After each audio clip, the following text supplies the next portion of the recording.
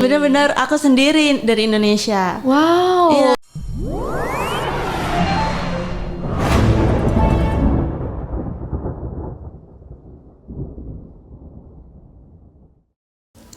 Halo nih friends, apa kabar nih? Udah lama kita nggak berjumpa lagi. Dan kali ini selamat datang kembali di Educase.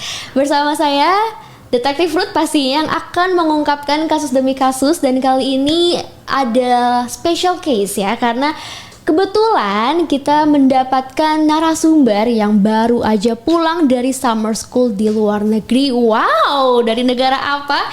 Ada yang bisa tebak kalau misalkan saya bilang ni hao? Iya, udah ketebak ya. Langsung aja kita sapa, di sini ada Yobella. Hai Yobella. Teman-teman semua, perkenalkan nama aku Yobella Abigail Prasasti, panggil aja Bel, Yobel. Aku Binusian 28 dan aku sekarang semester 3. Nah, kesibukan aku ya sekarang kuliah dan aktif juga di himpunan PGSD. Oke Yobella. Aku baru pertama kali ketemu nih kita ya. Aduh, jauh banget guys. Angkatannya aku B25, Yobella B28. Semester berapa berarti sekarang Yobella? Semester 3. Yes. Dan kamu mengambil summer school ini waktu lagi semester? Semester 2. Ya, 2 ya? 2. Atau lagi semester libur 2. semester nggak itu? Iya, itu selesai semester 2. Oke. Liburan. Aku ikut summer school itu. Oke, baiklah gitu. Ya. Mungkin sebelum kita cerita-cerita lebih lanjut ya, aku kasih tahu dulu deh ke teman-teman semua foto di sana nih. Wow, ini ada terlihat jelas ya fotonya nih Yobella. Itu kacamata renang kah atau apa itu Yobella? Ini tuh kacamata AR. Jadi ya nama perusahaannya tuh kalau kakak tahu Rocket. Ya itu kayak sebuah teknologi gitu berbasis AR, di mana kita tuh bisa kayak bisa melihat kayak layar laptop kita, monitor kita tuh secara langsung in real life. Jadi ya ini canggih banget sih. Oke, ini sneak peeknya ya yang Yobella lakukan di sana. Ada foto Yobella lagi. Ini apa nih? Ini ada nama kampusnya ya itu ya? Ya. Gimana bacanya Yobella tolong? Sebenarnya aku juga nggak terlalu ini, tapi aku bacain ya yang setahu aku. Jian Xiaotong Liverpool University. Oke, wow, tepuk tangan teman-teman. Wow, itu maksudku kayak menurutku ya, aku di tahun aku waktu masih kuliah, anak PGSD Binus tuh belum ada yang ke luar negeri soalnya. Terus kayak pas aku dengar, oh sekarang PGSD Binus mahasiswanya udah lumayan banyak yang study abroad kayak gitu-gitu. Nah, coba dong aku mau dengar dari perspektif kamu dulu. Awal mula kamu tahu ada program summer school ini dari mana sih infonya? Oke. Jadi awal-awal itu pulang kampus nih kan, terus lihat cek-cek HP gitu. Nah terus ada grup, emang grup angkatan besar dengan grup dosen-dosen itu biasanya dosen-dosen PGSD kayak share kayak ada kegiatan apa gitu dari jurusan maupun di luar jurusan kayak gitu-gitu. Jadi aku pas itu lihat salah satu beasiswa gitu terkait student exchange gitu kayak summer school. Terus aku iseng kan awalnya. Oh baik, iseng berhadiah ternyata ya. Terus aku coba kan, oh bagus nih di China kayaknya kan. Karena aku sendiri juga pengen gitu loh. Tapi sebelumnya pernah ke sana? Enggak belum pernah. Oh, baik. This is my first time juga sih. Your first time. Ya, terus ya udah aku iseng coba daftar. Beberapa minggu kemudian salah satu dosen itu manggil untuk interview. Oh baik, itu jadi awalnya seleksinya dari tahap kampus dulu. Oh ya sebelumnya aku ralat dulu ya teman-teman. Ternyata aku akhirnya ke recall lagi, aku ingat lagi ternyata di waktu aku masih kuliah itu juga sebenarnya dosen-dosen sering nawarin gitu ya di grup, cuman mungkin ya saat itu angkatanku belum ada yang berani untuk kayak coba untuk ke luar negeri dan lain-lain. Jadi memang akhirnya sayang sekali angkatanku saat itu memang belum ada yang berkesempatan untuk bisa study abroad kayak kamu. Wow, apa ya, suatu pergerakan yang bagus karena kamu berani untuk mencoba. Terus tadi interview itu berarti seleksinya termasuk seleksi dari jurusan dulu apa gimana tuh? Ada berapa orang yang mendaftar kira-kira, kamu tahu nggak waktu itu? Pas itu dikatakan itu sekitar 5 orang. Emang katanya kuota untuk PGSD ini cuma 1 kuota. Nah, tapi kalau dari jurusan lain kayak sastra Cina itu emang katanya kayak harus wajib untuk ikut. Jadi aku pas itu 5 orang ini diseleksi, interview, dan akhirnya beberapa hari kemudian tiba-tiba aku lolos gitu. Kayak baik. Iya. Boleh nggak di spill waktu interview tuh kira-kira pertanyaannya apa aja sih? Paling yang kamu paling inget aja deh menurut kamu itu kayaknya penting banget, memang pertanyaan ini memang krusial untuk dijawab dengan sangat baik gitu. Apa kira-kira yang buat kamu lolos? Yang buat aku lolos itu pertanyaan di gimana sih kamu bisa berkomitmen dan bertanggung jawab selama kamu ngikutin kegiatan ini gitu nanti di sana. Oh baik, dan kegiatan selama di sana itu semuanya full 100% scholarship atau kamu mengeluarkan biaya apa gitu? Actually kalau untuk programnya sendiri full 100% ditanggung oleh sana gitu. Terus kalau untuk kayak uang pribadi, makan, uang tiket pesawat dan paspor dan oleh-oleh pastinya. Iya. Itu juga termasuk dari diri sendiri. Oh gitu. Apa ya? Aku mau tanya terkait kamu di sana berapa lama sih, dari tanggal berapa sampai tanggal berapa, inget nggak? Ingat, 29 Juni sampai 25 Juli. Dan itu pas banget lagi nggak ada kelas sama sekali di BINUS berarti? Iya, itu emang lagi. Enggak, itu pas ujian kalau. Oh iya. Terus gimana ujian kamu? Tapi untungnya pas itu ujiannya kebanyakan udah online sih, online. Onsite-nya cuma 2 mata kuliah, jadi ya aku aman. Tapi pas di sana di Cina tuh aku sempat nyusul. Nyusul mengerjakan ujian lagi. Iya, tapi gitu. Nilainya bagus. Ya, puji Tuhan. Begitu. Yobella. Ngomong-ngomong pengalaman di sana. Di sana tuh jadi selain dari Indonesia ada berapa orang? Maksudnya ada berapa orang?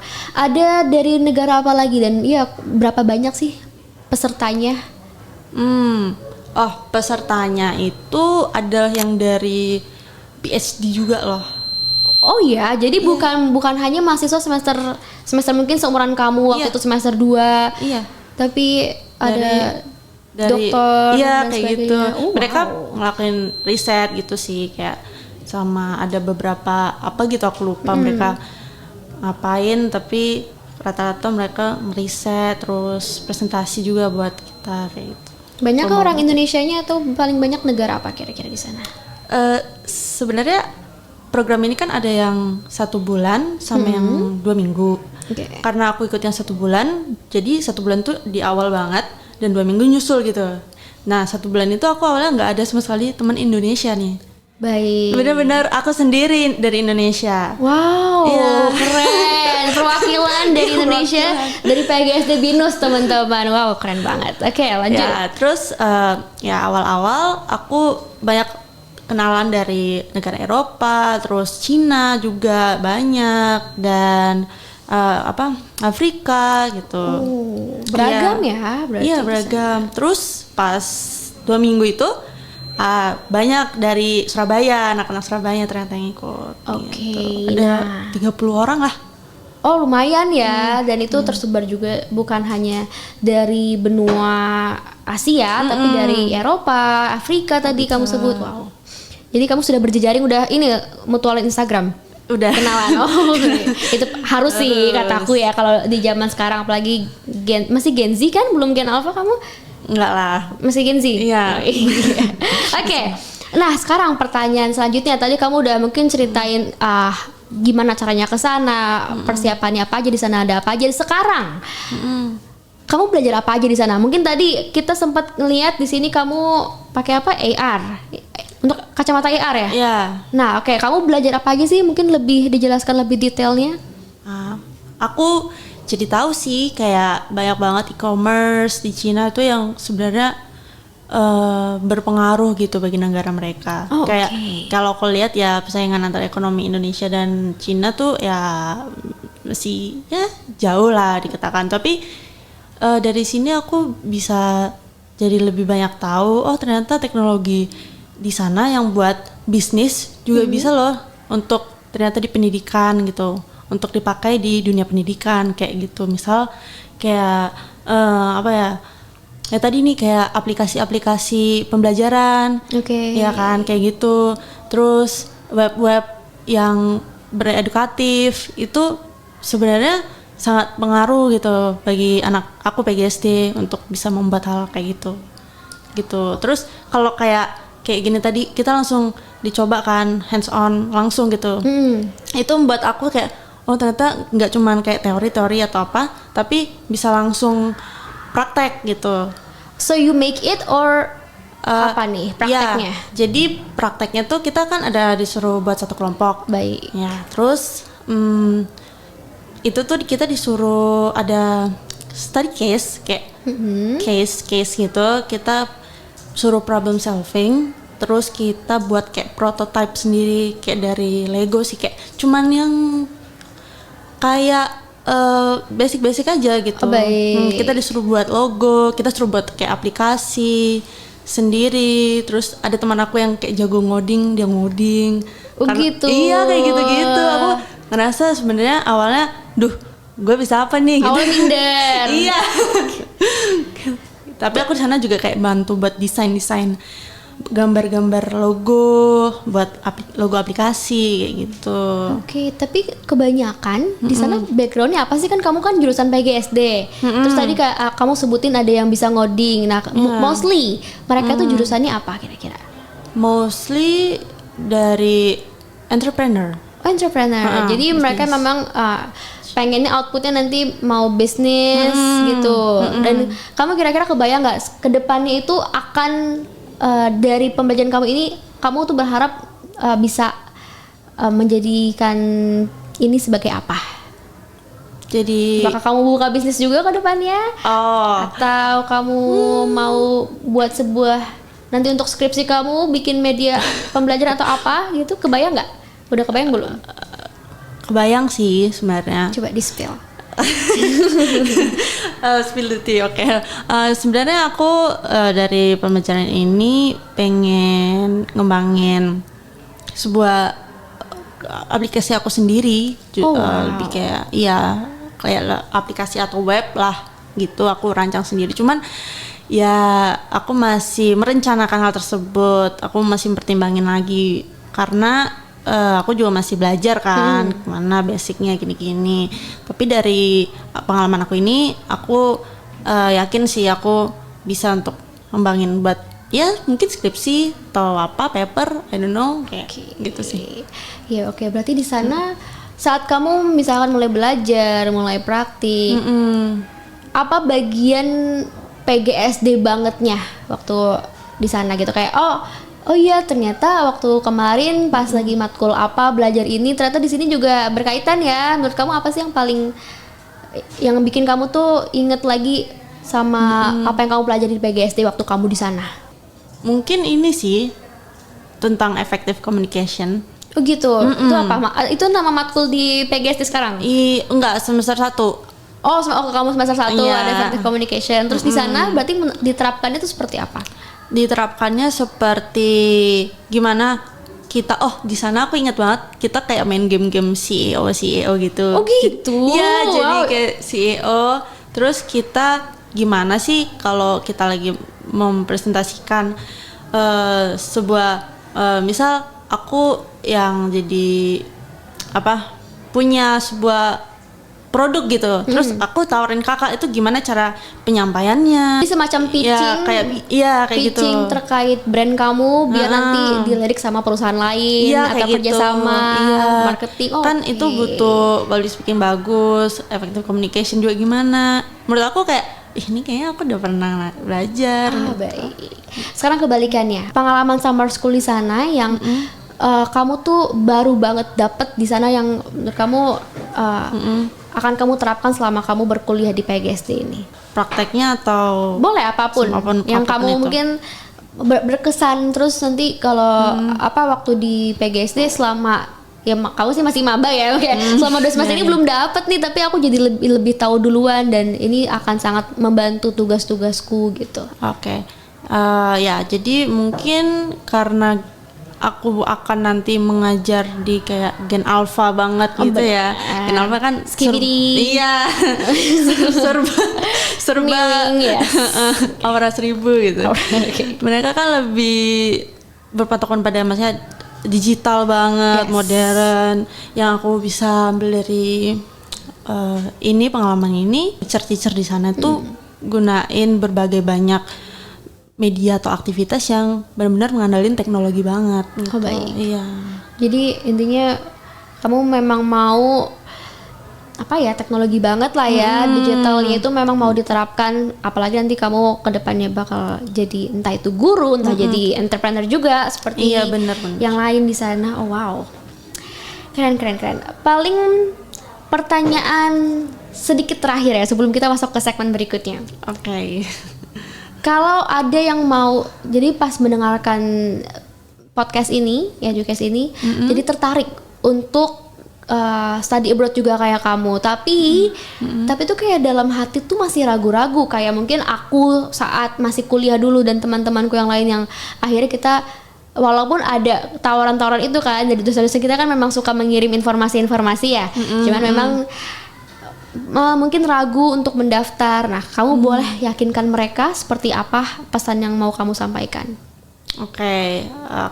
Bagi teman-teman nih yang mau kesempatan buat join di PGSD Binus dan mau mencoba hal-hal baru, jangan takut apa yang kalian ingin lakukan gitu sih. Terus harus percaya diri juga karena kesempatan tuh gak datang 2 kali. Satu lagi, apa? Banyak orang juga mikirnya itu adalah takut komunikasinya karena mungkin nggak pakai bahasa ibu kita sehari-hari kan, bahasa Indonesia harus pakai entah itu bahasa Inggris atau malah bahasa Cina di sana, bahasa Mandarin. Iya. Nah itu gimana biar mereka tuh nggak fokus tuh sama bahasa, tuh takut aku bahasa aku masih kurang bagus. Jujur aku sebenarnya bahasa Inggrisku nggak yang fluent banget dan aku pun bahasa Mandarin ya basic aja gitu. Awalnya aku juga kayak ragu gitu ya, gugup kan. Aduh takut nih nanti di sana pasti nggak ada temen lah, nggak ada ini. Terus aku nggak bisa ngikutin semua kegiatan yang di sana gitu kan. Pasti ngerasa gitulah semua orang, aku juga sih. Yang perlu kalian tahu, maksudnya yang perlu kalian tahu dari aku mungkin support system juga. Oh, support. Iya. Lingkungan sekitar sangat mendukung. Kayak dari orang tua, entah itu teman, dosen juga gitu kan. Banyak yang menyupport aku kayak kamu pasti bisa dan akhirnya ya sebelum ke Cina itu aku belajar. Aku giat banget kayak maksudnya bahasanya, entar gimana cara berkaca maksudnya latihan di depan cermin. Good answer. Jadi paling poin yang bisa aku highlight, ragu itu wajar teman-teman ya. Ragu wajar, tapi yang perlu kalian tahu PGSD Binus lingkungan suportif banget ya. Tadi dosen-dosen ya, teman-temannya semuanya mendukung. Dan pastinya mau belajar. Jadi walaupun takut, tapi kalau nggak mau belajar ya pasti nggak bakal kalah takutnya gitu. Jadi kita harus menang dari rasa takut dengan mau belajar. Jadi kamu sebelum kesana memang belajar dulu ya, kayak aduh penasaran deh bahasa Mandarin gimana sih gitu ya. Iya benar, serius. Jadi ada kakak cutting aku yang emang lulusan dari sastra Mandarin. Dia kayak Ci aku boleh nggak belajar sama Cici, terus kayak diajarin kayak gitu sih. Nah ini perlu di-highlight teman-teman ya, ini mau belajar. Terima kasih Yobella, tapi kita mau lanjut ke segmen berikutnya adalah sebuah game. Kita akan bermain yang namanya blind rating ya. Aku akan memberikan sebuah mungkin pernyataan terkait pengalaman kamu di apa tadi apa tadi nama kampusnya? Cian Chiao Tong Liverpool University. Itu Liverpool. Liverpool. Oke. Itu makanya maaf banget saya sulit untuk mengeja namanya. Intinya aku akan mungkin menanyakan memberikan pernyataan terkait pengalaman kamu di sana. Kamu bisa berikan itu rating apakah itu ada di posisi 1, 2, 3, 4, 5. Pokoknya yang paling akhir 5 yang menurut kamu paling berkesan kamu bisa taruh di nomor 1 gitu ya. Siap? Oke, yang pertama terkait kulineran di sana. Kamu taruh di nomor berapa? 1-5. Ya, 1-5. Aku kasih 2. Yes. Oke, berarti kamu udah mencoba banyak kuliner di sana dan cocok lidahnya? Sedikit sih, karena di sana tuh makanannya ada wangi-wangian, kayak ada wangi-wangi kembang, bunga. Jadi sebenarnya enak banget. Ya, tapi mungkin karena wangi itu jadi aku sedikit kurang. Oke, tapi kalau bisa rekomendasi satu makanan, kamu rekomendasi apa namanya di sana? Hotpot Di Indonesia juga ada, tapi beda banget. Jadi mereka tuh hotpotnya dagingnya tuh benar-benar beda daging sih. Banget. Daging banget. Daging banget. Oke, tadi kulineran. Sekarang interaksi dengan mahasiswa lain di sana. Oh, ini yang Cina aja, mahasiswa Cinanya atau semua? Semuanya. Terkaitan kamu udah mutualan Instagram kan dan lain-lain. Nah, menurut kamu berjejaring itu di sana kamu tempatin di nomor berapa? Apakah itu 1, 3, 4 atau 5? Tadi kan 2 udah kepake kan sama kuliner. Oke. Nah, kalau interaksi ini gimana? 1 sih. 1. Iya. Oke, itu menurut kamu kenapa kamu taruh di nomor 1? Karena aku dapetin pengalaman pengalaman yang kurang mengenakan dan pengalaman yang sangat-sangat berkesan gitu bagi aku. Baik. Ya, kayak ada beberapa mahasiswa yang kayak kurang lancar bahasa Inggris, jadi emang lancarnya bahasa Mandarin. Dan itu membuat aku kerjasamanya jadi kurang gitu dalam kerjasama di dalam kelompok. Tapi ini maksudku 1 itu yang paling top loh. Oh iya tapi tapi kamu suka dengan pengalaman. Baik. Tapi dari yang pengalaman gak mengenakan itu aku jadi belajar banyak hal. Ternyata ya aku menjadi tahu budaya mereka tuh kayak gimana. Terus pendidikan mereka tuh kayak gimana, sistemnya gitu-gitu.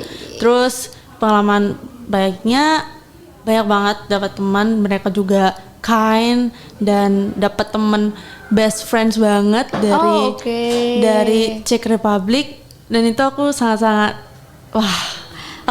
ini emang kesempatan langka ya, memang sekali enggak sekali seumur hidup juga kan, kalau memang mau lagi kan bisa juga. Langka karena kapan lagi kamu bisa punya kesempatan berteman dengan all around the world gitu kan. Iya, betul. Tadi dari Afrika ada, Amerika ada, semua benua ada. Wow, ya oke, aku setuju kalau gitu. Next. Terkait kegiatan pembelajarannya. Sisa 3, 4 sama 5 nih. Kamu taruh di mana kira-kira nih? Kalau gitu 3 sih. 3. Nggak mau paling bawah ya. Oke, ada alasan khusus mungkin? Ya seru sih, fun banget. Terus kita sering field trip juga. Jadi dibawa ke museum, entah itu ke pabrik-pabrik, memang pabrik kayak digital pembuatan apa sih itu, kayak otomotifnya mobil-mobil gitu. Jadi kegiatan belajarnya bukan cuma di satu tempat aja gitu enggak, ya. Iya. Jadi bawa keluar, terus bawa jalan-jalan kayak gitu. Oke, selanjutnya 2 terakhir. Terkait budaya di China.